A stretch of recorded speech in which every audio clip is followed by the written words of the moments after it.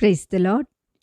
శ్రీమతి Charles Cowman గారి రచనల నుండి ఎడారిలో సెలయేర్లు అను గ్రంథము నుండి అనుదిన ధ్యానములు. దేవుడు తనతో చెప్పిన ప్రకారము ఆ దినమంది. ఆదికాండం 17వ అధ్యాయము 23వ వచనము. వెంటనే కనపరిచే విధేయతే విధేయత, ఆలస్యమైన విధేయత అవిధేయత క్రిందే లెక్క. దేవుడు మనల్ని ఒక పనికి పిలుస్తున్నప్పుడు మనతో ఒక నిబంధన చేయబోతున్నాడన్నమాట. ఆ పిలుపుకు లొంగడమే మన కర్తవ్యం. ఆ నిబంధన మేరకు మనకు రాబోయే ప్రత్యేకమైన ఆశీర్వాదాలు ఇవ్వడం దేవుని వంతు. విధేయత చూపించే ఒకే ఒక పద్ధతి ఏమిటంటే అబ్రహాములాగా ఆ దినమందే విధేయత చూపించడం.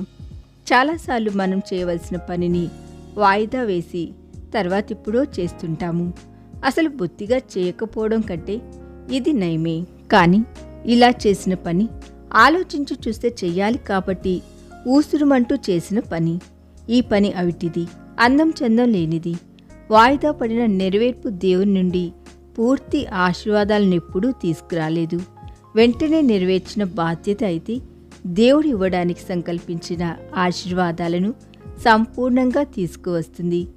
ఆలస్యం చేసి మనల్ని మనం నష్టపరుచుకుంటూ దేవుడిని మనతోటి వాళ్ళను కూడా నష్టపరచడం ఎంత దుస్థితి. ఆ దినమందే అన్నది అబ్రహాము పనులు చేసే పద్ధతి. ఇప్పుడే మీరు చేయాల్సిన వాటిని నెరవేర్చండి. మార్టిన్ లూథర్ అంటాడు, నిజమైన విశ్వాసి ఎందుకు అనే ప్రశ్నను సిలువ వెయ్యాలి. ప్రశ్నలకు తావు లేకుండా కట్టుబడాలి. నా మట్టుకు నేనైతే ఏదో ఒక సూచన, అద్భుతం కనిపిస్తే తప్ప నమ్మని వారిలో చేరాను. సందేహానికి తావు లేకుండా నేను నమ్మకం ఉంచుతాను. ఎదురు చెప్పడం మన పని కాదు. బదులుగా తర్కించడం తగదు. దాటరాదు మన అవధి. చావుకైనా తెగించి చేయడమే మన విధి. విధేయత విశ్వాస ఫలం. సహనం ఆ చెట్టుకు పూసిన పూలగుత్తి. ఈ దిన ధ్యానము మనందరి ఆత్మీయ జీవితమునకు ఆశీర్వాదకరముగా ఉండునుగాక. ఆమేన్.